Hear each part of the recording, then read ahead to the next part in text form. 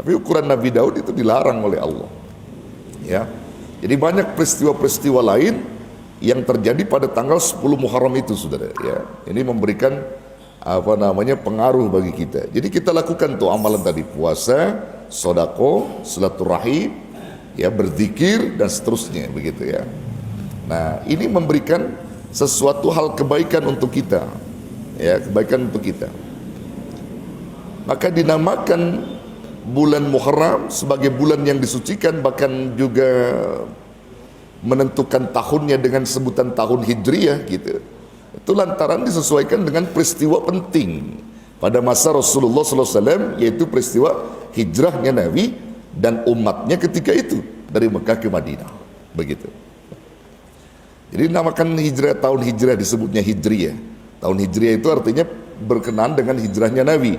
Ini satu usul dari Sayyidina Ali karamallahu wajhah, bahwa untuk menamakan tahun yang sesuai dengan Islam itu apa? Ada dulu yang usul disesuaikan dengan lahirnya Nabi, ada yang usul disesuaikan dengan peristiwa Mi'rajnya Nabi. Cuman itu semua ya tidak diambil. Yang diambil satu usulan Sayyidina Ali yang mencakup kekhususan bahkan keumuman. Artinya apa yang dikatakan khusus dan umum? Khusus bagi umat Islam perlu tahu tentang hijrah Nabi, dan umum berlaku secara keseluruhan bahwa hijrah Nabi sampai kapan dikenang, bagaimana Nabi memperjuangkan Islam, bagaimana Nabi itu memperkokoh ukhuwah Islam dan seterusnya di dalam menjalankan risalah nubuah beliau, begitu. Jadi semua umat Islam biar tahu gitu. Makanya diambillah dengan hijrah itu. Ini usul Sayyidina Ali karamallahu wajhah. Maka diterima pada masa Sayyidina Umar ibn Khattab. Ini sejarah, saudara. Jadi saudara biar tahu hijrah itu apa dan seterusnya.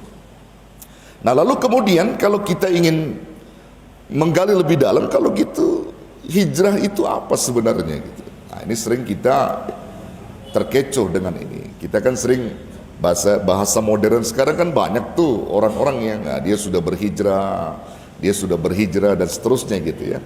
Lalu makna yang sebenarnya dari kalimat hijrah itu apa gitu. Ya, secara umum kita pahami bahwa hijrah itu adalah pindah, hajara, artinya pindah atau meninggalkan. Ya, bisa juga meninggalkan. Jadi banyak makna itu. Meninggalkan sesuatu yang tercela atau yang dilarang. Berpindah dari tempat yang satu kepada tempat yang lain. Makanya hijrah itu ketika Rasulullah SAW ditanya tentang orang-orang yang berhijrah, maka definitif orang yang berhijrah itu apa ya Rasulullah? Maka Rasulullah SAW menyebutkan al-muhajiru man hajara ma nahallahu anhu.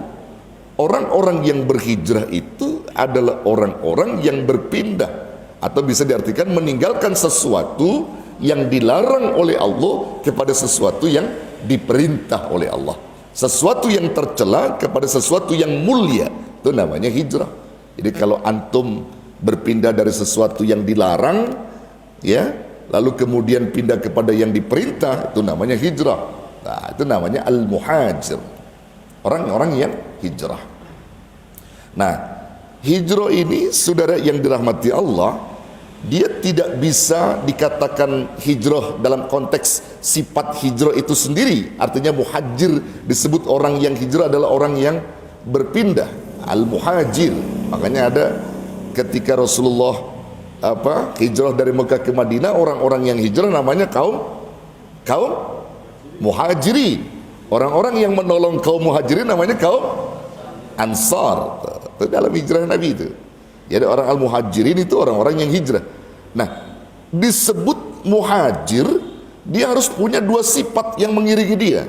Tanpa hijrah, tanpa ada dua sifat yang mengiringinya, maka hijrah itu akan hampa dalam hidup mereka. Maka biar bagaimanapun hijrah butuh iman, hijrah butuh jihad, gitu. Makanya dalam Quran surah Al-Baqarah, surah At-Taubah kalau nggak salah ayat 20, di situ Allah jelaskan itu tentang tiga konsep itu yang gak bisa dipisahkan.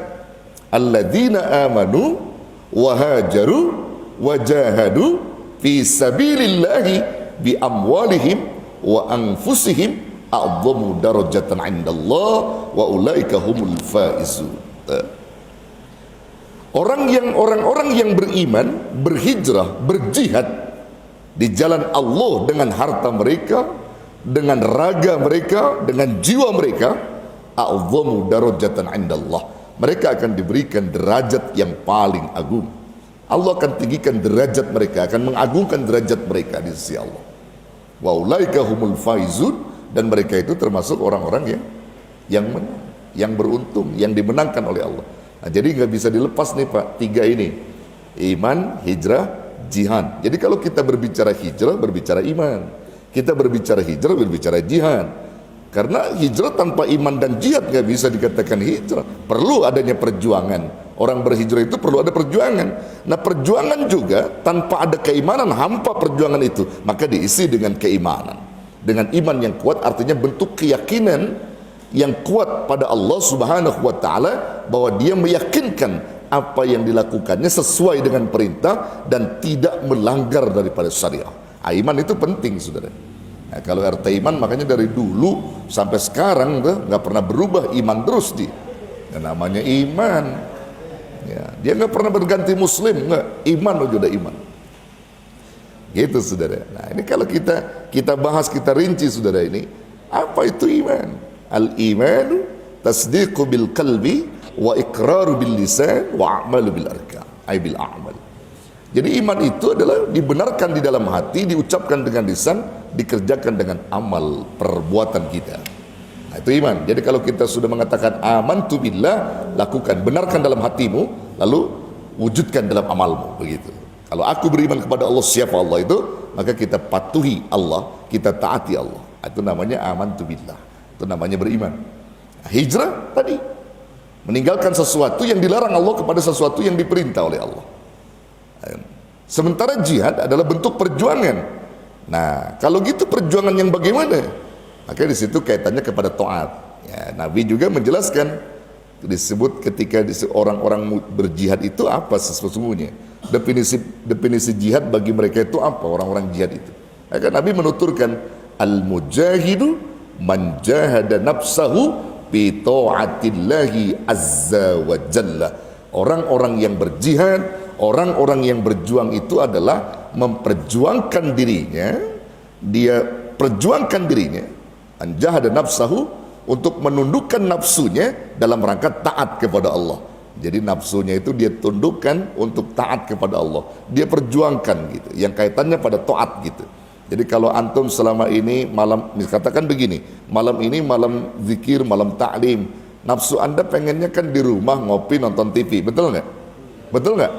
Antum kalahkan itu, antum kalahkan. Nah, berarti antum mujahid, bisa duduk di majlis ilmi, mujahid ente. Ya, orang yang berjuang.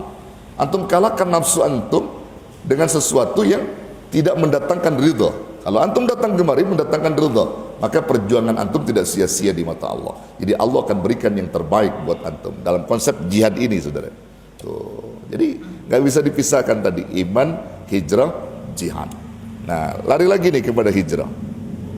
Kalau tadi hijrah dikatakan ya berpindah dari sesuatu yang jelek kepada sesuatu yang baik, begitu, maka hijrah ini di dalam pembagiannya memiliki dua makna atau dua macam atau dua bentuk hijrah.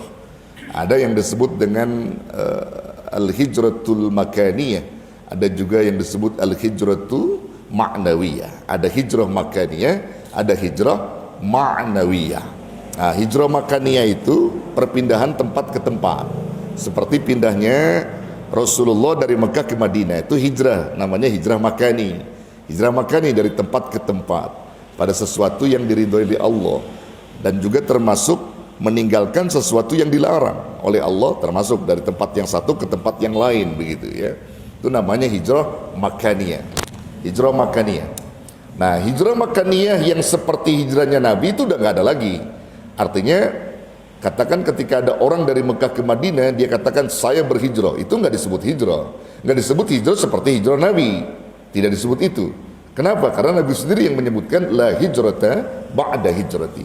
Tidak ada hijrah setelah hijrahku. Maksudnya hijrah makaniyah yang disebutkan Nabi tadi, dengan memperjuangkan Islam, dengan mengokohkan keimanan sebagaimana para sahabat dan umat Islam ketika itu dari Mekah ke Madinah, bagaimana tantangan rintangan yang dihadapinya, itu tidak terjadi lagi setelah hijrah Nabi.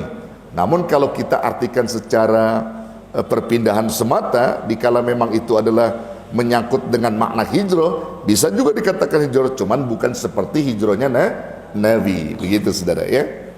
Kalau antum misalnya nih dari Jakarta pindah ke Surabaya, itu hijrah bukan? Hijrah bukan? Secara umum antum hijrah, secara umum. Cuman dilihat lagi, kenapa antum pindah dari Jakarta ke Surabaya, misalnya begitu. Kata RT Iman, karena di Jakarta ini banyak sesuatu kejanggalan-kejanggalan. Misalnya saya di Jakarta lingkungannya tidak kondusif, saya selalu ikut dengan perbuatan-perbuatan maksiat.